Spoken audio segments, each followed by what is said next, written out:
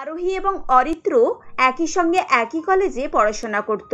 আরোহী তার বাবা মার সাথে ইউএসএ তে সেটেল, তার জন্ম এখানেই হয়েছে। কিন্তু অরিত্র 3 বছর আগে বিদেশে এসেছে। গ্রামে তার বাবা মা এবং আত্মীয় স্বজন আছে। এই 3 বছর আরোহী এবং অরিত্র একে অপরের সঙ্গে অনেকটা সময় কাটায়। পড়াশোনা শেষে তারা দুজনেই ভালো কোম্পানিতে চাকরি পেয়ে যায়। ধীরে ধীরে তারা একে অপরের সঙ্গে নিজেদের ভবিষ্যৎ দেখা শুরু করে।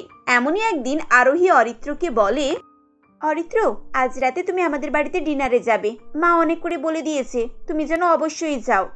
তাই নাকি? সত্যি করে বলো তো, প্ল্যানটা কি? ডিনারে ডেকে কি বিয়ে টিয়ের কথা হবে নাকি? তুমি একেবারে ঠিক ধরেছো অরিত্র। আমার মা বাবা যখন জানতে পারে যে আমি একজন ইন্ডিয়ান ছেলেকে পছন্দ করি, তখন তারা খুবই খুশি হয়। আর ওনারা তোমার সঙ্গে কথা বলার জন্য খুবই ইন্টারেস্টেড। আমার বাবা মা দুজনেই খুবই ফ্র্যাঙ্ক জানো। মাকে তো তুমি আগেই দেখেছো। আজ বাবার সঙ্গে আলাপ পরিচয় করে নেবে, কেমন?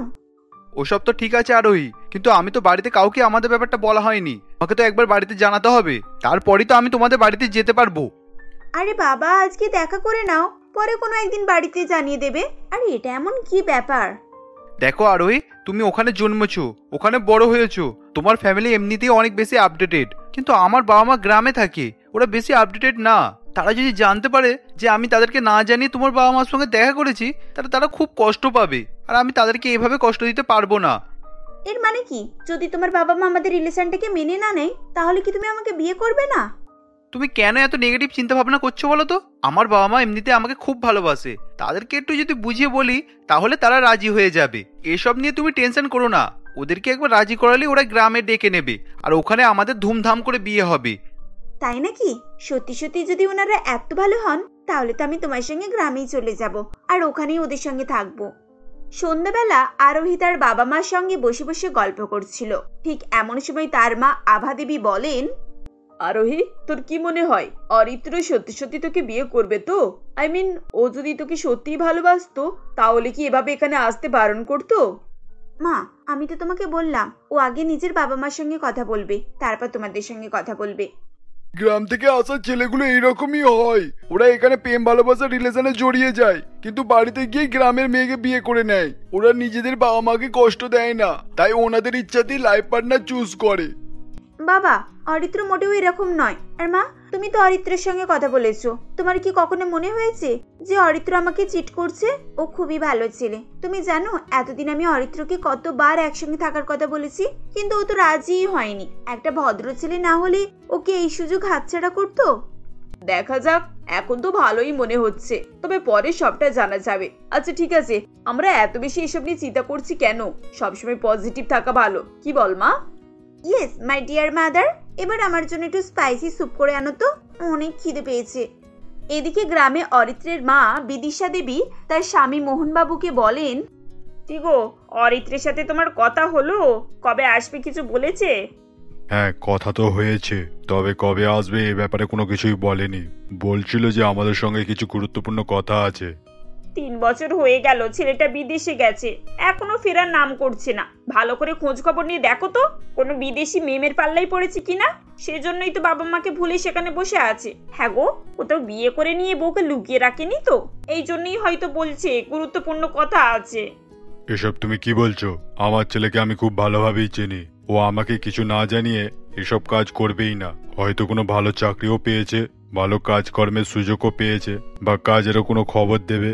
তুমি শুধু শুধু উল্টোপাল্টা চিন্তা ভাবনা করো না। কি জানি বাবা, ছেলেটা কি করছে না করছে। আমি তো মা, তাই আমার চিন্তা হয় বুঝলে। তুমি ওকে আরেকবার ফোন করে কিছুদিনের জন্য এখানে আসতে বলো না। ওকে দেখার জন্য না মনটা খুব চটপট করছে। ঠিক আছে ঠিক আছে, এবারে তুমি যাও, ফোন করলে আসতে বলে দেবো।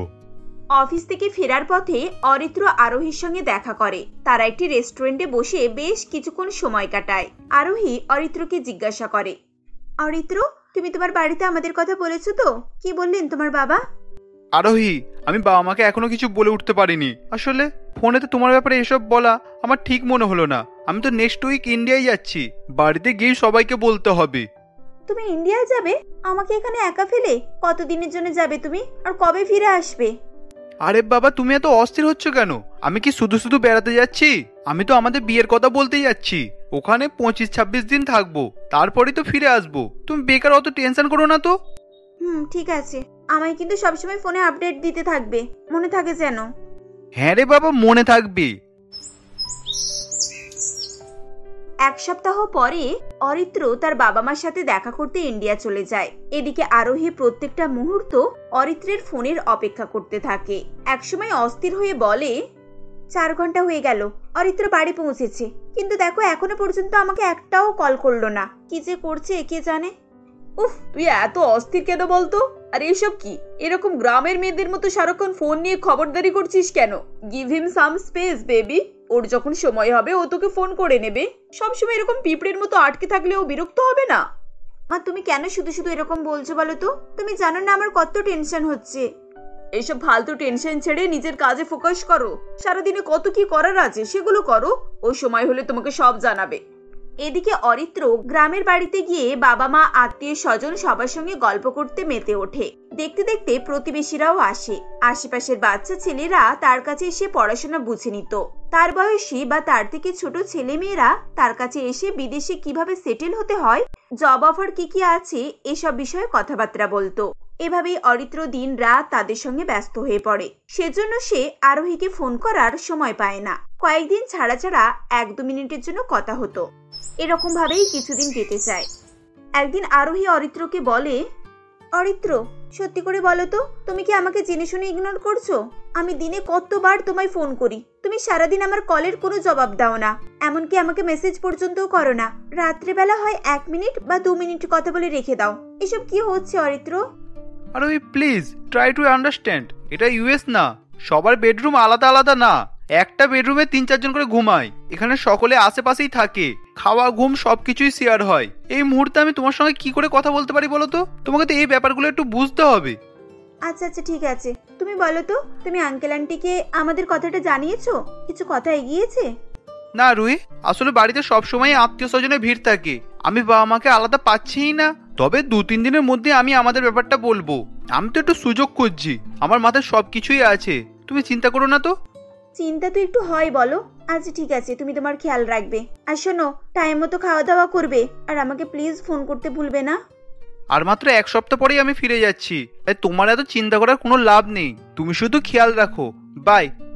অরিত্র ফোন রেখে দেয়। আরোহী অরিত্রের জন্য অপেক্ষা করে, কিন্তু 1 সপ্তাহ তো অনেক দূর। আরো 15 দিন কেটে যায়, তাও অরিত্র ফেরে না। আরোহী চিন্তিত হয়ে তার মাকে বলে, মা, অরিত্র বলেছিল ইন্ডিয়াতে 25 দিন থাকবে, এখন 40 ডেজ হয়ে গেছে, তাও ফিরছে না। পরশুদিন আমাকে বললো ওর বাবার নাকি খুব শরীর খারাপ, তাই আরো কয়েকদিন ওখানে থাকবে। আমার তো মাথায় কিচ্ছু আসছে না মা। আরে বাবা, এটা মাথায় না আসার মতো কি আছে? ওর বাবার শরীর খারাপ, সেজন্য কিছুদিন ওখানে থাকবে। যদি তোর বাবার শরীর খারাপ হতো তাহলে কি তুই তোর বাবাকে ছেড়ে চলে যেতে পারতিস? এটা তো একটা সিম্পল ব্যাপার, এখানে তো তোর খারাপ লাগার কিছু নেই। আসলে সেটা কথা নয় মা, অরিত্র এখনো বাড়িতে আমাদের ব্যাপারে বলেনি। আমি সেজন্য খুব টেনশন করছি। ওর বাড়ি থেকে যদি সত্যি সত্যি না রাজি হয় তখন?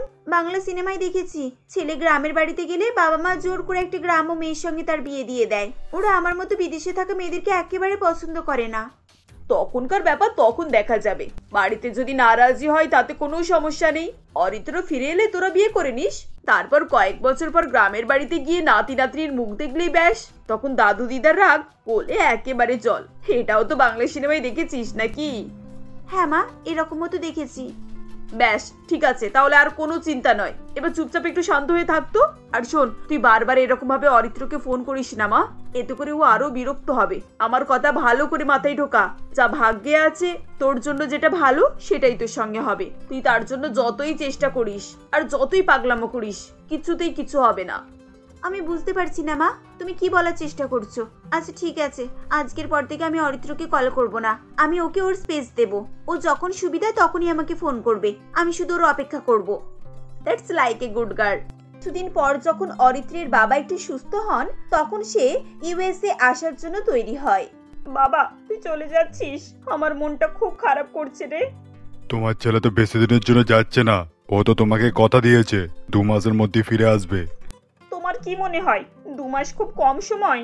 আমি 3 বছর আমার ছেলেকে না দেখে আছি, এখন আর একদিন ওকে চোখের আড়াল করতে চাই না। তুমি যদি মা হতে না তাহলে তুমি বুঝতে। থাক বাবা, অত মা হওয়ার দরকার নেই, আমি যা আছি তাই যথেষ্ট। বাবা, তুই একটু সাবধানে যাস, আর পৌঁছে আমাকে একটা খবর দিয়ে দিস। বাবা মার কাছে বিদায় নিয়ে অরিত্র সেখান থেকে বেরিয়ে যায়। এদিকে অরিত্রের ফেরার কথা শুনে আরোহী খুবই খুশি হয়। এতদিন পর অরিত্রের সঙ্গে তার দেখা হবে, এই কথা ভেবে তার আনন্দের সীমা থাকে না। ও মাই গড মা, দেখো অরিত্র আজ ফিরে এসেছে। আজ ভোরেও ল্যান্ড করেছে, কিছুক্ষণের মধ্যেই ও এখানে এসে পড়বে। আই ক্যান্ট বিলিভ দিস মা, আমার খুব আনন্দ হচ্ছে। তুই না একটা আজব মেয়ে, কখন আনন্দে আত্মহারা হয়ে যাস, আবার কখন দুঃখে সর্বহারা, কিছুই বোঝা মুশকিল, বুঝলি? যাক, এবার আমি শান্তিতে বাড়িতে থাকতে পারবো, না হলে দুবেলা খালি জ্ঞান জ্ঞান শুনে শুনে না আমার কান একেবারে ঝালাপালা হয়ে যাচ্ছিল। এদিকে অরিত্র বাড়ি ফিরে এসে খুব টায়ার্ড হয়ে যায় এবং বলে, উফ বাবা, জার্নিটা খুব হেডেক ছিল, এত টায়ার্ড লাগছে, মনে হচ্ছে আর বসে থাকতে পারবো না। ওদিকে আবার আরোহী আমার জন্য অপেক্ষা করছে, কিন্তু এখন ওখানে যেতেও ভালো লাগছে না, বরং আজকে একটু রেস্ট নিয়ে নিই, কাল সকাল সকালই দেখা করব। এই বলে অরিত্র তার ফোন সাইলেন্ট করে ঘুমিয়ে পড়ে। এদিকে আরোহী অরিত্রের জন্য অপেক্ষা করতে থাকে। বিকেল হয়ে যায় কিন্তু অরিত্র আসে না। আরোহী অস্থির হয়ে তার মাকে বলে, দেখলে তো মা, অরিত্র সকালবেলা নেমেছে, অথচ বিকেল হয়ে গেল, তাও আমার সঙ্গে দেখা করতে এলো না। এখন তো ফোনটাও রিসিভ করছে না। কেন যে ও আমার সঙ্গে সবসময় এরকম করে বলো তো, আমি কিচ্ছু বুঝতে পারি না। আবার তুই জ্ঞান জ্ঞান শুরু করেছিস? দেখ, ছেলেটা মাত্র আজ সকালেই ফিরলো, ওকে একটু সময় দে, একটু রেস্ট নিয়ে তোর সঙ্গে কন্ট্যাক্ট করে নেবে। আমি এখানে টেনশনে মরে যাচ্ছি আর ও রেস্ট নেবে? আমি এক্ষুনি ওর সাথে দেখা করতে যাচ্ছি মা। এই বলে আরোহী বাড়ি থেকে বেরিয়ে পড়ে এবং অরিত্রের বাড়িতে গিয়ে হাজির হয়। এদিকে অরিত্র অঘরে ঘুমোচ্ছিল। আরোহী বারবার তার কলিং বেল বাজায় এবং অরিত্রের ঘুম ছেড়ে যায়। দরজা খুলে অরিত্র বলে, আরোহী, তুমি এত কলিং বেল বাজাচ্ছ কেন? আমি তো আসছি। তুমি সেই সকালে ফিরেছো, না আমাকে একটা কল করেছো আর না দেখা করতে গেছো, কি ব্যাপার এসব? আরে বাবা, আমি তোমার সঙ্গে দেখা করতে যেতাম, কিন্তু বিশ্বাস করো এত টায়ার্ড হয়ে গেছি না, কখন ঘুমিয়ে পড়েছি বুঝতেও পারিনি। আই এম ভেরি সরি, চলো ভিতরে আসো।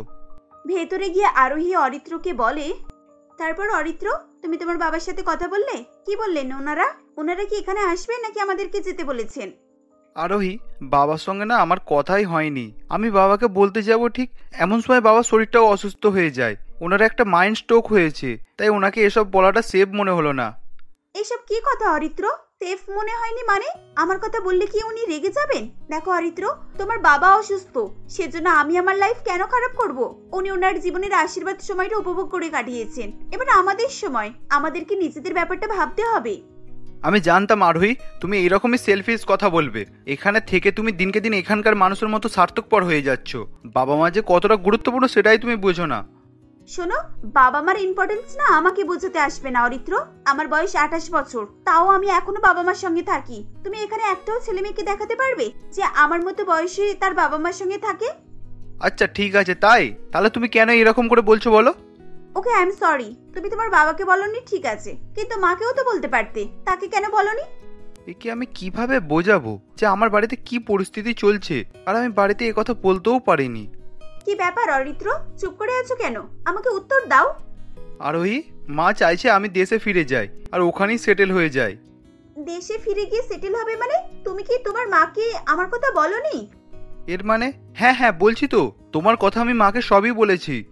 আচ্ছা, উনি কি বললেন? আমাদের বিয়েতে রাজি তো? আই এম শিওর আন্টি আঙ্কেলকে সবকিছু বুঝিয়ে বললে আঙ্কেলও আমাদের ব্যাপারে রাজি হয়ে যাবেন। তুমি দেখে নিও অরিত্র, বিয়ের পর আমরা সত্যি সত্যি খুব হ্যাপিতে থাকবো। আচ্ছা, আন্টি তোমাকে ইন্ডিয়াতে সেটেল হতে বলছে, তুমি কি সত্যি সত্যি ইন্ডিয়াতে সেটেল হতে চাইছো? আরে না না, ইন্ডিয়াতে আমি আর ফিরে যাচ্ছি না। তাছাড়া এখানে আমার চাকরি, তুমি এখানে, আমি ওখানে গিয়ে থাকবো। মাঝে মাঝে হয়তো এক আধবার ওখানে যেতে পারি। I am very happy Aritra, তুমি চিন্তা করতে পারবে না তুমি আমাকে কত বড় আনন্দ দিয়েছো। এখন তো আমি অনেক কিছু করব, বিয়ের প্রিপারেশন করতে হবে, সমস্ত রকমের প্ল্যানিং করতে হবে। ওহ, আই এম সো হ্যাপি। আরোহী সত্যি সত্যি আমাকে খুব ভালোবেসে ফেলেছে। ওকে কষ্ট দিতে আমার খুব খারাপ লাগছে। ওকে আমি কখনোই এসব কথা বলতেই পারবো না। আরে আরোহী, চলো, তোমার জন্য আমি কুর্তি সালোয়ার কামিজ এনেছি। এসব পরে তোমাকে পুরো ইন্ডিয়ান মেয়ে মনে হবে। রিয়েলি? ওয়াও, ওগুলো তো আমি তোমার বাবার সাথে যখন দেখা করতে যাব তখনই পরবো। তারা আমাকে এসব ড্রেসে দেখলে খুব খুশি হবে। এরপর থেকে আবার আগের মতো একসঙ্গে অফিসে যাওয়া, রেস্টুরেন্টে ঘোরা এবং একটু একটু করে বিয়ের শপিং করা শুরু করে। আরোহী যেন আনন্দের একেবারে শেষ শিখরে ছিল। এভাবেই দেখতে দেখতে 2 মাস কেটে যায়। একদিন আরোহী অরিত্রকে নিয়ে তাদের ওয়েডিং ড্রেস সিলেক্ট করতে যাবে বলে তাকে ফোন করছিল। কি ব্যাপার, অরিত্র ফোন তুলছে না কেন? আবার কি ঘুমিয়ে পড়লো নাকি? যাই হোক, কাল সকালে অফিস যাওয়ার সময় ওর সঙ্গে একবার কথা বলে নেব, তারপর ফেরার সময় দুজনে একবার মার্কেটে চলে যাব। পরের দিন সকালে আরোহী একা একাই অফিসে আসে, কারণ অরিত্র সেদিন ওকে নিতে আসে না। অফিসে এসে আরোহী কয়েকবার অরিত্রকে ফোন লাগানোর চেষ্টা করে, কিন্তু অরিত্রর ফোন সুইচ অফ আসে। আরোহী চিন্তিত হয়ে মনে মনে বলে, অরিত্র এরকম কেন করছে? কেন ও কাল থেকে আমাকে ইগনোর করছে? আর ওর ফোনই বা কেন সুইচ অফ আসছে? ও কি অসুস্থ? আজ অফিসেও তো এলো না। এক কাজ করি, বাড়ি ফেরার পথে ওর বাড়ি হয়ে খবরটা নিয়ে যাব। অফিস ছুটির পর আরোহী সোজা অরিত্রের বাড়িতে আসে। বারবার কলিং বেল বাজানোর পরও কেউ গেট খোলে না। তখন প্রতিবেশী মিস সুজি বলেন, হ্যালো ইয়াং লেডি, তুমি কাকে খুঁজছো? এখানে অরিত্র থাকে, আমার বয়ফ্রেন্ড, তার সঙ্গে দেখা করতে এসেছি। অরিত্র? সে তো কালকেই এই বাড়ি ছেড়ে চলে গেছে। তোমার কাছে ওর ফোন নাম্বার নেই? ফোন নাম্বার তো আছে, কিন্তু ফোন তো সুইচ অফ। আর কি বললেন? ও এখান থেকে চলে গেছে? কোথায় গেছে? কিছু বলে গেছে? আমার তো মনে হয় ও বাড়িটা পুরোপুরি ছেড়ে দিয়েছে, দেশের বাড়ি চলে গেছে, এখানে আর ফিরে আসবে না। এই কথা শুনে আরোহীর পায়ের তলা থেকে যেন মাটি সরে যায়। সে নিজের কানকে বিশ্বাসই করতে পারছিল না। কোনো রকম এই খবরটা সামলে সে বাড়ি ফিরে আসে এবং বাড়িতে সবাইকে সবকিছুটা জানায়। দেখলি তো, শুধু শুধু তুই জোর করে অরিত্রকে ধরে রাখার চেষ্টা করছিলিস। আমার তো মনে হয় ও শুরু থেকেই তোকে বিয়ে করতে খুব একটা রাজি ছিল না। রিলেশনশিপে তুই বেশি এগিয়ে গিয়েছিলিস মা। মা, কিন্তু অরিত্র তো আমাকে কখনো এসব বুঝতে দেয়নি। জানো, ও 1 মাস ধরে অফিসে রিজাইন দিয়ে রেখেছে, আর আমি একটুও জানতে পারলাম না। ওই ছেলে তোর সঙ্গে চিট করছে। বাড়িতে নিশ্চয়ই ওর বাবা মা এ বিষয়ে রাজি হয়নি। ও তোকে এসব কথা বলতেই পারলো না, তাই জন্যই তো মুখ ফিরিয়ে চলে গেল। এইরকম দুমুখো সাপ আমার ভালোভাবে চেনাও আছে। 1 নম্বরের ফ্রড ওটা। কেন তুমি শুধু শুধু ছেলেটাকে এভাবে বলছো? হয়তো ওর পরিস্থিতি এমনই ছিল যে এটা করতে বাধ্য হয়েছে। তাছাড়া আমি ওকে কখনোই আরোহীর উপরে জোর করতে দেখিনি। ও চাইলেই আরোহীকে বিয়ে করে তারপর ওকে ছেড়ে চলে যেতে পারতো। ও কিন্তু এরকম কিছুই করেনি। আচ্ছা, ও ওসব করেনি বলে তুমি ওকে ভালো ছেলে মনে করেছো? আর তোমার মেয়ের কষ্টটা সেটা দেখতে পাচ্ছ না? আমি ওকে কখনোই ভালো ছেলে মনে করছি না। তবে এখানে আমার মেয়েরও দোষ আছে। শুধু শুধু একটা ছেলের উপরে এতটা ট্রাস্ট করা ওর উচিত হয়নি। যাই হোক, এটা নিয়ে এত ভাবার কিছুই নেই, যা হবে দেখা যাবে। এদিকে অরিত্র ফিরে আসছে দেখে বিদিশা দেবী খুব খুশি হন এবং তিনি মোহনবাবুকে বলেন, শুনতে পাচ্ছ? অরিত্র কাল ভোরে নামবে, আর তো হাতে বেশি সময় নেই। 10-12 দিনের মধ্যেই করে নিতে হবে। তুমি তাড়াতাড়ি মিস্ত্রিদেরকে ডেকে বাড়িটা মেরামত করার ব্যবস্থা করাও, রুমগুলোকে নতুন রং করাও। অরিত্রের রুমে নতুন ফার্নিচার হবে, একেবারে সুন্দর আর পরিপাটি যেন হয়। আরে হ্যাঁ বাবা হ্যাঁ, তোমার ছেলের রুম একেবারে মহারাজাদের মতো সাজিয়ে দেব। আমি আজকেই মিস্ত্রিদের সঙ্গে কথা বলে নিচ্ছি। এতদিন পর আমার মনের ইচ্ছাটা পূরণ হতে যাচ্ছে। আমার যে কি খুশি হচ্ছে তোমায় আমি বলে বোঝাতেই পারবো না। ফিরলে তার বাবা মা খুবই খুশি হয়। বাবা অরিত্র, এতদিন পর আমার মনের সব ইচ্ছা পূরণ হলো। এবার আমি তোর বিয়েটা ধুমধাম করে দিতে পারবো। কয়েকদিনের মধ্যেই অরিত্রের বিয়ে সিনথিয়া নামের একটি মেয়ের সঙ্গে হয়ে যায়। বিয়ের পর অরিত্র একটু একটু করে আরোহীকে ভুলতে থাকে, কিন্তু আরোহী অরিত্রকে ভুলতে পারে না। সে তার বাবা মার কাছে প্রত্যেকদিন ইন্ডিয়া আসার জন্য বায়না করতে থাকে। একদিন ডকুমেন্টস খুলতে গিয়ে আরোহী কিছু ছবি ও চিঠিপত্র দেখতে পায়। সেগুলো এতদিন তার থেকে লুকিয়ে রাখা হয়েছিল। ছবি এবং চিঠিপত্র আরোহী নিজের ব্যাগের মধ্যে পুরে রাখে। তারপর বাবা মাকে কোনো রকমে বুঝিয়ে সুঝিয়ে 1 সপ্তাহের মধ্যেই টিকিট করে সে ইন্ডিয়া চলে আসে। এখানে সে অরিত্রকে কোথায় খুঁজবে, এজন্যই তার মাথায় বুদ্ধি আসে একটি ডিটেকটিভকে এ ব্যাপারে জানাবে। যেমন ভাবা তেমন কাজ। ডিটেকটিভ অর্ঘ আরোহীর সঙ্গে কথাবার্তা বলে। ম্যাডাম, আমি আপনার সম্মান বুঝতে পারছি। আপনি আমাদেরকে 2 দিন সময় দিন, আমি মিস্টার অরিত্রের পুরো ঠিকানা আপনাকে দিয়ে দেব। আচ্ছা ঠিক আছে, তবে বেশি দেরি করবেন না। আমি এখানে খুব বেশি দিন থাকতে পারবো না। আপনি নিশ্চিন্তে থাকুন, আমি 2 দিনের বেশি সময় নেব না। আরোহী একটি হোটেলে 2 দিন অপেক্ষা করে। 2 দিন পর অর্ঘ তার কাছে আসে আর বলে, আরোহী ম্যাডাম, আমি আরিত্রর ঠিকানা খুঁজে পেয়েছি। তবে আমার মনে হয় আপনার ওখানে না যাওয়াটাই ভালো। ওখানে উনি ওনার ফ্যামিলি নিয়ে থাকেন। তাছাড়া আপনি কি পরিচয় নিয়ে ওখানে যাবেন? আপনাকে চিন্তা করতে হবে না, আমি কিছু না কিছু একটা পরিচয় দিয়ে দেব। আর আপনি আমার এত বড় সাহায্য করেছেন তার জন্য অনেক থ্যাঙ্কস। এই নিন আপনার ফিজ। আপনার এখন ফিস লাগবে না, আপনি এখন আদিত্যবাবুর কাছে ঘুরে আসুন, তারপর যা হয় তা দেখা যাবে। ফিজ লাগবে না কেন? এটা তো আপনার কাজ, আপনাকে তো ফিজ নিতেই হবে। আর আপনি বারবার এরকম কেন বলছেন? আপনি কি কিছু জানেন? না মানে সেরকম কিছু না, আপনি একবার ঘুরেই আসুন। আর এই নিন আমার কন্ট্যাক্ট নাম্বার, কোনো কিছু প্রয়োজন হলে আমাকে ফোন করে নেবেন। Thank you so much. ইন্ডিয়াতে এসে আপনাকে প্রথম বন্ধু হিসাবে পেলাম।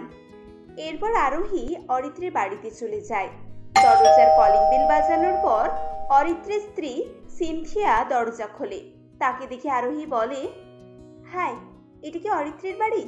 আমি ওর ফ্রেন্ড, ইউএসএ থেকে এসেছি। ও আচ্ছা আচ্ছা, ভেতরে আসুন। কে এসেছে বৌমা? মা, ইনি আপনার ছেলের বান্ধবী, বিদেশ থেকে এসেছে। আরোহীকে দেখে বিদিশা দেবী খুব একটা খুশি হন না এবং বলেন, বিদেশ থেকে এসেছে? তা হঠাৎ এভাবে কাউকে না জানিয়ে? অরিত্র তো এ ব্যাপারে আমাদের কিছু বলেনি। না না আন্টি, আমি অরিত্রকে কিছুই জানাইনি। আসলে আমি সারপ্রাইজ দিতে চেয়েছিলাম।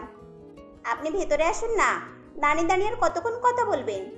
সিনথিয়া আরোহীকে ভেতরে নিয়ে যায়।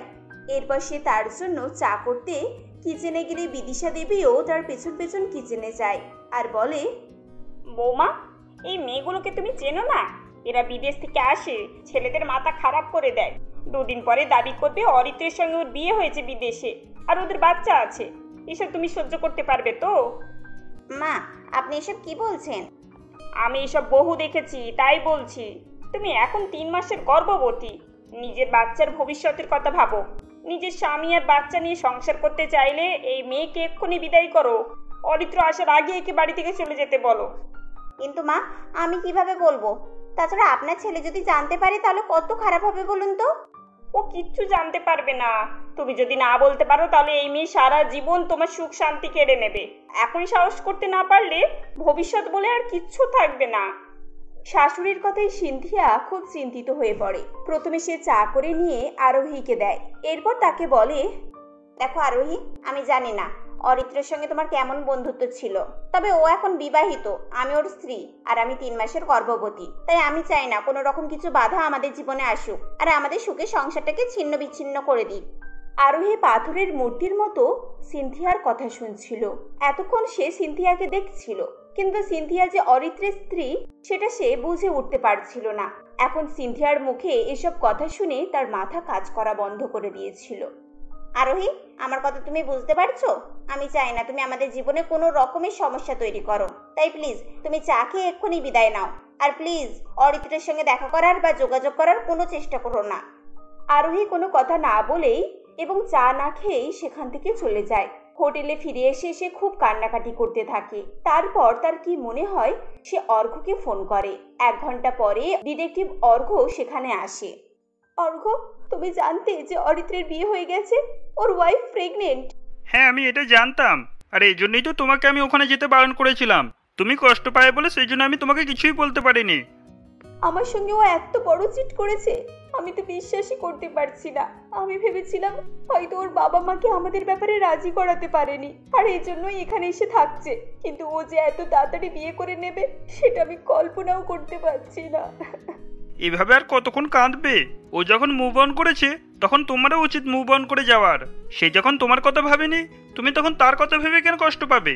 কত কি ভেবে আমি এত দূর এসেছিলাম, শেষ পর্যন্ত এটা আমার ভাগ্যে জুটবে আমি তো ভাবতেও পারিনি। আপসেট হয়েও না, এখন বলো কি করতে চাও? ফিরে যাবে? 15 দিনের সময় নিয়ে এখানে এসেছিলাম, মাত্র 2 দিন হয়েছে। আমি তোমাকে ডেকেছি তার কারণ হলো আমার কিছু আরো ইনফরমেশন চাই। কিসের ব্যাপার? তুমি তো নিজের চোখে আরিত্তর ওয়াইফকে দেখেছো, আর ওর ব্যাপারে ইনফরমেশন নিয়ে তুমি কি করবে? আমি অরিত্রের ব্যাপারে ইনফরমেশন চাইছি না, এটা একটু আলাদা ম্যাটার। এই বলে আরোহী তার ব্যাগ থেকে ফটোগুলো এবং চিঠিগুলো বার করে। সবগুলো সে অর্ঘ্যের হাতে দিয়ে বলে, আমি এনার ব্যাপারে জানতে চাইছি। এখানে কিছু কিছু ইনফরমেশন দেওয়া আছে যার থেকে মনে হয় দার্জিলিং এর আশেপাশে এনাদের বাড়ি। আমি এই অ্যাড্রেসটাই যেতে চাই, তুমি প্লিজ আমাকে ওখানে নিয়ে চলো। তুমি বুঝতে পারছো ম্যাটারটা কতটা সিরিয়াস? চিঠিগুলো পড়ে সত্যি সত্যি মনে হচ্ছে ব্যাপারটা খুবই সিরিয়াস। তবে এই ব্যাপারে আমার একটু সময় লাগতে পারে, মানে ওই 3 দিনের মতো লাগবে। ওকে, নো প্রবলেম, আমি ওয়েট করব। আচ্ছা, তুমি কি এখানে তোমার ফ্যামিলির সঙ্গে থাকো? আই মিন, তোমাকে তো অভিজ্ঞ কোনো ডিটেকটিভ বলে মনে হয় না। তাই নাকি? আমার বয়স কম হতে পারে, তা বলে আমাকে একেবারে কাঁচা খেলারই ভেবো না। তুমি বলো কোথায় কার কি ঠিকানা লাগবে, কোনো জটিল রহস্য সমাধান করতে হবে কিনা। সবকিছুতেই ডিটেকটিভ অর্ঘ্য একেবারে তুখর গোয়েন্দা। সেটা তো এই অ্যাড্রেসটা খুঁজে পেলেই জানা যাবে। আর রহস্য এখানেই আছে। আমি নিজে প্রথমে এই জ্বরটা ছাড়াতে চাই। যদি না পারি তাহলে তুমি রহস্যটা সলভ করে দিও। Okay madam, deal final. এইবারে কিন্তু তোমাকে ফিজটা নিতে হবে। এইবারে আর বিনা পয়সায় কাজ করাবো না। হাহ, তুমি বিদেশি মানুষ, প্রথমবার ইন্ডিয়ায় এসেছো। আমাদের ভারতীয়রা যে কত বড় দিলের মানুষ সেটা তুমি এখনো দেখোইনি। এরকম বিদেশিদের কাছ থেকে আমরা টাকা পয়সা নিই না। তাই বুঝি?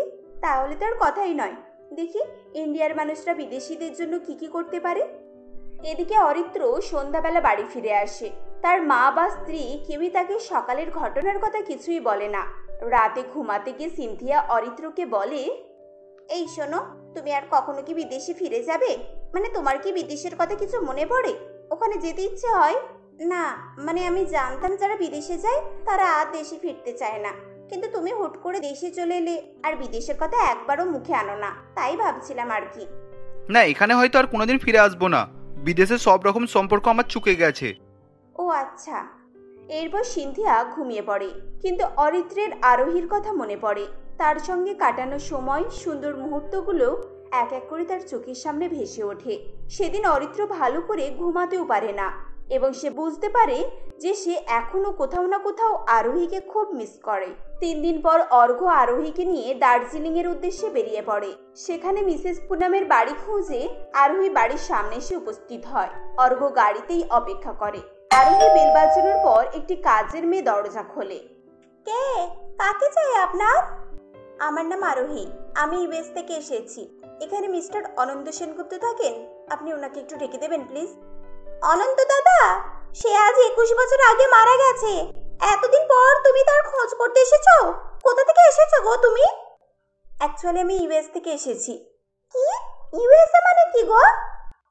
মানে বিদেশ। বাড়িতে কেউ আছে? আমি একটু দেখা করতে চাই। এমন সময় মিসেস পুনাম সেখানে আসেন। আরোহী তার সঙ্গে কথা বলে এবং তাকে নিজের পরিচয় দেয়। সবকিছু শুনে পুনাম দেবী খুবই খুশি হয়। আরোহী, তুমি এসেছো? আমি তো বিশ্বাসই করতে পারছি না। এসো এসো, ভেতরে এসো। আচ্ছা, তুমি একা এসেছো নাকি আরো কেউ সঙ্গে এসেছে? না, আমি একাই এসেছি। আসলে ইন্ডিয়াতে একটু কাজ ছিল, তাই এসেছিলাম। কাজটা মিটে যাওয়ার পর ভাবলাম একবার এখানে এসে দেখা করে যাই। খুব ভালো করেছো। তুমি যে আসবে সেটা আমি ভাবতেও পারিনি। তোমাকে যে আর কখনো দেখতে পাবো সে আশাও ছেড়ে দিয়েছিলাম। আচ্ছা, তুমি নিশ্চয়ই খুব টায়ার্ড। একটু বসো, আমি তোমার জন্য গরম গরম খিচুড়ি তৈরি করে আনছি। তুমি জানো তুমি ছোটবেলায় খিচুড়ি খাওয়ার জন্য কত বায়না করতে? আচ্ছা, আমি ছোটবেলায় মানে কত ছোটবেলায় খিচুড়ি খাওয়ার জন্য বায়না করতাম? আরোহীর কথা শুনে পুনাম দেবী একটু মুচকি হাসেন আর বলেন, আমি জানি তুমি এখানে অনেকটা কৌতূহল নিয়ে এসেছো। তুমি বসো, আমি তোমার জন্য খাবারটা আনি, তারপর তোমার প্রশ্নের উত্তর দেব। এই বলে পুনাম দেবী কিচেনে চলে যান। কিছুক্ষণ পর খাবার নিয়ে এসে তিনি আরোহীর সামনে রাখেন আর বলেন, আরোহী, এই নাও তোমার ফেভারিট ডিশ, খেয়ে দেখো তো কেমন হয়েছে। ওয়াও, বেশ টেস্টি হয়েছে আন্টি। আপনি তো খুব সুন্দর রান্না করতে পারেন। আচ্ছা, আপনি কি এখানে একা একা থাকেন? আমি এতদিন আমার ছোট মেয়ে সিনথিয়ার সঙ্গে থাকতাম। কয়েক মাস আগে ওর বিয়ে হয়েছে। তারপর থেকে আমি আর আমার এই কাজের মেয়ে আমরা দুজনেই থাকি। ও আচ্ছা, একা একা থাকতে আপনার খারাপ লাগে না? খারাপ তো লাগে মা। একসময় আমার পরিবার ভরা ছিল। স্বামী, 2টো মেয়ে, শ্বশুর শাশুড়ি, সবাইকে নিয়ে সুখে শান্তিতেই সংসার করছিলাম। কিন্তু হঠাৎ করে একটা ঝড় এলো আর সবকিছু কেমন যেন তছনছ করে দিল। আচ্ছা আরোহী, তুমি জানো তো যে আমি তোমার কে হই? এতদিন জানতাম না, তবে কয়েকটা ছবি আর একটা চিঠি পড়ে আমি জানতে পেরেছি আপনি আমার মা, আমার আসল মা।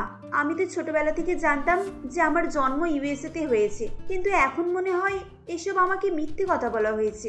আমি এত দূর এটা জানতেই এসেছি যে কি এমন ঘটেছিল যার জন্য আপনি আমাকে ছেড়ে, মানে বুঝতেই তো পারছেন আমি কি বলতে চাইছি। হ্যাঁ, আমি জানি তুমি কি বলতে চাইছো। আমি কেন তোমাকে অন্যের হাতে তুলে দিয়েছি, কেন তোমাকে নিজের কাছে রাখলাম না। তাহলে শোনো, 22 বছর আগে যখন তুমি মাত্র 1 বছরের ছিলে আর তোমার বোন মাত্র 3 মাসের পেটে, আমরা জিতেন বাবুরা প্রতিবেশী ছিলাম। শুধু প্রতিবেশী বললে ভুল হবে। জিতেন বাবু আর তোমার বাবা ছোটবেলাকার বন্ধু ছিল। দুজনের মধ্যে ভাইয়ের থেকে বেশি ভালোবাসা ছিল। কিন্তু হঠাৎ করে তোমার বাবার ফ্যাক্টরিতে আগুন লেগে যায় আর এই খবর পেয়ে তোমার বাবা মাথা ঘুরে পড়ে যায়। এসব কথা বলতে বলতে পুনাম দেবী অতীতে ফিরে যান। আরে তোমার কি হয়েছে? তুমি এরকম করছো কেন? আমি এখন কি করব? একটু ধৈর্য ধরো, আমি এক্ষুনি জিতেনদাকে ডেকে আনছি। পুনম দেবী দৌড়ে জিতেন বাবুকে ডেকে আনেন এবং তাকে সঙ্গে সঙ্গে হাসপাতালে নিয়ে যাওয়া হয়। তবে এর পরেও তার স্বামীকে বাঁচানো যায় না। তুমি কেন এভাবে আমাদেরকে ছেড়ে চলে গেলে? আমি এখন কি দিয়ে বাঁচবো বলো? আর তোমার সন্তানরা, তারা কি করে মানুষ হবে? বৌদি আর দাদাটা খুব বড় শখ পেয়েছিল। আসলে ফ্যাক্টরিতে অনেক কোটি কোটি টাকার জিনিসপত্র ছিল তো, সব এখন চারকার হয়ে গেছে। এত বড় লস হয়েছে, মেনে নিতে পারে না। সবই নিয়তি, কি করবে বলো? দিদি, তুমি এত ভেঙে পড়ো না। আমরা তো সবাই আছি। তোমার সন্তান আমারও সন্তান, ওরা ভালোভাবেই মানুষ হবে। প্লিজ তুমি কেঁদো না, নিজেকে সামলাও আর আঙ্কেল আন্টিকেও বোঝাও। তোমাদেরকে দেখে আরোহীও কান্নাকাটি করছে। ওইটুকুন মেয়ের মনে কি প্রভাব পড়বে এসবের বলো তো? একটু ভেবে দেখো তুমি। আভা দেবী এবং জিতেন বাবু পুনম দেবী ও তার পরিবারকে অনেক সাহায্য করে।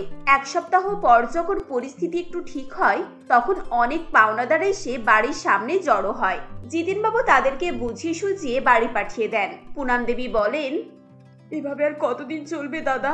পাওনাদাররা কি এমনি এমনি আমাদেরকে ছেড়ে দেবে? ওরা তো চিল শুকুনির মতো আমাদের এই বাড়ির উপরে নজর দিয়ে আছে। ভিটে মাটি ছাড়া না করে ওরা আমাদেরকে রেহাই দেবে না। তুমি ওসব চিন্তা করো না বৌদি, সমস্ত ধার দেনা আমি সুদে দেব। আমাকে শুধু কয়েকটা দিন সময় দাও। কিন্তু তুমি যদি আমাদের পেছনে সব টাকা খরচ করো, তাহলে তোমাদের নিজেদের কি থাকবে? একই তোমরা সবকিছু ছেড়ে দিয়ে আমাদেরকে নিয়ে পড়েছো, তার উপরে যদি এইসবও করো, তাহলে আমি তোমাদের ঋণের বোঝাই চাপা পড়ে যাব দাদা। তোমাদের ওসব কিছু ভাবতে হবে না বৌদি। তোমরা শুধু আমাদের প্রতিবেশী না, আমাদের পরিবারও। তোমার বর শুধু আমার বন্ধু ছিল না, ভাইয়ের মতোও ছিল। তাই আমি ভাই হয়ে আমার ভাইয়ের কর্তব্য তো পালন করতেই হবে। বাড়িতে ফিরে এসে আভা দেবী জিতেন বাবুকে বলেন, দেখো, ওনাদের দেনা কম নয়। নয় নয় করে 1 কোটি 1.5 কোটি টাকার কাছাকাছি তো হবে। এতগুলো টাকা তুমি যদি ওনাদেরকে দিয়ে দাও, তাহলে আমাদের কাছে আর কি থাকবে বলো? একই তো আমরা নিঃসন্তান। ডাক্তার বলেই দিয়েছে আমরা কখনোই বাবা মা হতে পারবো না। তাহলে শেষ জীবন কি ভরসায় আমরা কাটাবো বলো তো? আবা, আমার যখন বাবা মা হারিয়ে গিয়েছিল, ওর কাছে তখন কিছুই ছিল না। এই বন্ধুই তো আমাকে 50 লাখ টাকা দিয়ে ব্যবসা করতে সাহায্য করেছিল। বৌদি তো নিজের ভাইয়ের মতো 8 বছর নিজের সংসারে রেখেছিল। তারা তো কখনোই আমার কাছ থেকে একটা পয়সাও চায়নি। আর তাদের এই পরিস্থিতিতে আমি যদি না সাহায্য করি, তা কে করবে বলো? তুমি আমাকে ভুল বুঝছো। আমি সাহায্য করতে বারণ করছি না, কিন্তু আমি যেটা বলছি সেটা পুনম বৌদি কি মেনে নেবে সেই ভয়ে তো বলতে পারছি না। আমি বুঝতে পারছি তোমার মনের মধ্যে কি চলছে। ঠিক আছে, একবার আমি বৌদিকে বুঝিয়ে দেখবো। যদি বৌদি রাজি হয়ে যায়, তাহলে সেই রকমই ব্যবস্থা করা হবে। জিতেন বাবু এবং আভা দেবী পুনম দেবীর কাছে যায় এবং তাদের মনের কথা বলে। যা শুনে পুনম দেবী বলে, এসব তোমরা কি বলছো? আরোহী আমার সন্তান। একটা মা কি করে তার সন্তানকে অন্যদের হাতে তুলে দেবে বলো তো? তুমি আমার বাড়ি, জায়গা, জমি সব কিছু নিয়ে নাও, কিন্তু ওকে নিও না। বৌদি, আমরা টাকার বিনিময়ে তোমার মেয়েকে চাইছি না। তুমি জানো যে আমি কোনোদিনও সন্তানের মা হতে পারবো না। তাই আজ তোমার কাছে হাত পেতে ভিক্ষা চাইছি। তোমায় কথা দিচ্ছি, আমি ওকে নিজের মেয়ের থেকেও বেশি ভালোবাসবো। তাছাড়া আর কয়েক মাস পর তো তোমার আর একটা সন্তান হবে। তুমি তার দিকে তাকিয়ে নিজের সারা জীবনটা কাটিয়ে দিতে পারবে। আমার কাছে কি আছে বলো? আমি তোমাকে জোর করব না। তোমার কাছে হাত জোড় করে এটুকু আবেদন করতে পারি। আভা দেবীর কান্না দেখে এবং মেয়ের ভবিষ্যতের কথা ভেবে পুনম দেবী নিজের মেয়েকে আভা দেবীর কোলে রেখে দেন। এদিকে জিতেন বাবু তার জমা পুঁজি দিয়ে পুনম দেবীর সমস্ত ঋণ শোধ করে দেয়। তারপর ফ্যাক্টরি বিক্রি করে অর্ধেক টাকা পুনম দেবীর নামে ফিক্সড করে দেয়, আর বাকি অর্ধেক টাকা নিয়ে আভা দেবী ও আরোহীকে সঙ্গে নিয়ে বিদেশে চলে যায়। তোকে ছেড়ে থাকাটা আমার পক্ষে খুব একটা সহজ ছিল না, কিন্তু আমি বাধ্য হয়েছিলাম। বুড়ো শ্বশুর, শাশুড়ি, পেটের সন্তান, আর বাড়িতে খাওয়ার জন্য 1 টাকাও নেই। কয়েকদিন তো শুয়ে শুয়ে কাঁদতাম আর ভাবতাম হয়তো এবার রাস্তায় ভিক্ষা করতে হবে। সেই সময় জিতেন দা আর আভা বৌদি আমার মাথায় হাত রেখেছিল। তাদের দয়াতেই আমরা আজ এত ভালোভাবে দিন কাটাতে পারছি। মা, তোমার উপরে আমার কোনো অভিযোগ নেই। তুমি যা করেছো আমার ভালো ভবিষ্যতের জন্যই করেছো। তোমার কাছ থেকে সবকিছু শুনে আমার বাবা মায়ের প্রতি সম্মান আরো বেশি বেড়ে গেছে। ওনারা আমাকে কখনোই বুঝতে দেননি যে ওনারা আমার নিজের বাবা মা নন।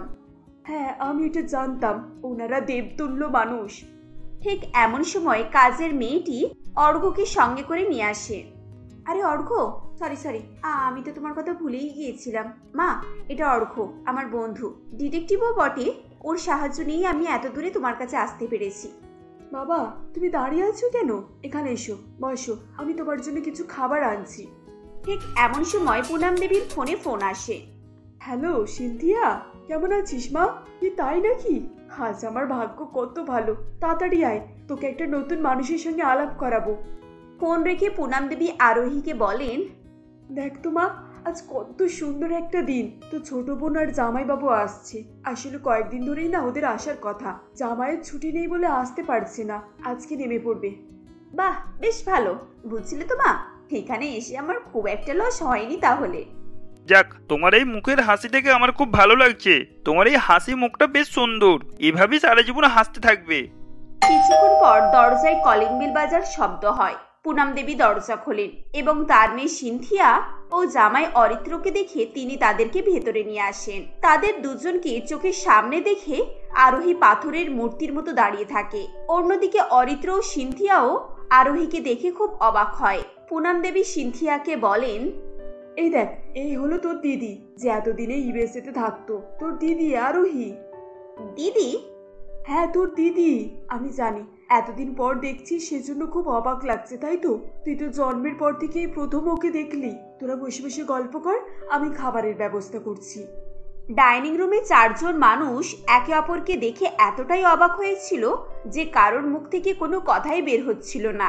আধ ঘন্টা প্রায় এভাবেই নীরবতাই কাটে। শেষে অর্ঘ্য বলে, আমি বুঝতে পারছি না এই পরিস্থিতিতে কি বলা উচিত। তবে আরোহী, আমার মনে হচ্ছে তুমি এই ব্যাপারটা কিছুটা হলেও বুঝতে পেরেছো। সিনথিয়া, আমি সেদিন তোমার বাড়িতে শুধু একটা প্রশ্নের উত্তর জানতে চেয়েছিলাম। তোমার কাছ থেকে তোমার স্বামীকে কেড়ে নেওয়ার কোনো উদ্দেশ্য নিয়ে কিন্তু আমি যাইনি ওখানে। মানে আরোহী আমার বাড়িতে এসেছিল? সিনথিয়া, তুমি তো আমাকে এসব কিছুই বলনি। মা আমাকে বলতে বারণ করেছিলেন। মা তো তোমাদের পুরো ব্যাপারটাই জানতেন। আমি কিছুটা জানি, মানে ওই মায়ের কাছ থেকেই যতটা জেনেছি আর কি। আমরা যখন অনেক ছোট ছিলাম তখন মা আর বাবা, মানে আমার শ্বশুর শাশুড়ি দার্জিলিং এতে বেড়াতে এসেছিলেন। এখানে এসে আমাদের পরিবারের সঙ্গে তাদের আলাপ হয়, তারপর বন্ধুত্ব, আর সেখান থেকেই তো আমাদের বিয়ের কথা ওঠে। আর এটা তো অরিত্রও ছোট থেকেই জানতো। হ্যাঁ জানতাম, কিন্তু ছোটবেলায় আমি এসব সম্পর্কে কিছুই মানতাম না, তাই বিদেশে গিয়ে আরোহীর সঙ্গে আলাপ হয়। আমি তো ঠিক করেছিলাম ওকেই বিয়ে করে জীবন সঙ্গী করে কাটাবো, কিন্তু বাড়িতে ফিরে এসে দেখলাম বাবা মা অসুস্থ হয়ে পড়েছে। এদিকে তাই জন্য তো বাধ্য হতে হলো বাবা মার ডিসিশন মেনে নিতে। থাক, আর কাউকে কিচ্ছু বলতে হবে না। আমার যা জানার ছিল আমি জেনে গেছি। তোমরা দুজনে এখানে থাকো আর সময়টা এনজয় করো। আমার মনে হয় আমাদের এবার বেরিয়ে পড়া উচিত। এরপর আরোহী এবং অর্ঘ্য পুনাম দেবীর কাছ থেকে বিদায় নেয়। তাকে বুঝিয়ে বলে যে তাদের খুব দরকারি কাজ আছে, তারা আবার কোনো এক সময় তার সঙ্গে দেখা করতে আসবে। এই বলে সেখান থেকে চলে আসে। রাস্তায় অর্ঘ্য আরোহীকে বলে, তুমি কি খুব আপসেট? প্লিজ আমার জন্য মনটা ভালো করে রাখো। তোমার কষ্ট থেকে আমাকেও খুব খারাপ লাগে। অর্ঘ্য, তোমার কথাবার্তা আমার যেন কেমন একটু অন্যরকম লাগছে। ব্যাপারটা কি বলো তো? তুমি কি আবার আমার প্রেমে পড়ে গেলে নাকি? আমার অত সব বুঝে লাভ নেই। আচ্ছা, তুমি এখানে কতদিন আছো? আই মিন, তোমাকে আমার বাবা মার সঙ্গে আলাপ করাতাম। হঠাৎ বাবা মার সঙ্গে আলাপ করাতে মানে কি ব্যাপার? একটু পরিষ্কার করে বলবে? মিস আরোহী, এটা তোমার বিদেশ না। এখানে বাবা মাকে সামনে রেখে সমস্ত কাজ করতে হয়। তবে আমার মনে হয় ও দেশে আর তোমার ফিরে যাওয়া হবে না। ফিরে যাওয়া হবে না মানে? কিন্তু কেন? এখানে আর কে আছে যে আমাকে বাধা দেবে? ভালো করে চেয়ে দেখো, কেউ তো আছে যার জন্য তুমি আর যেতেও পারবে না।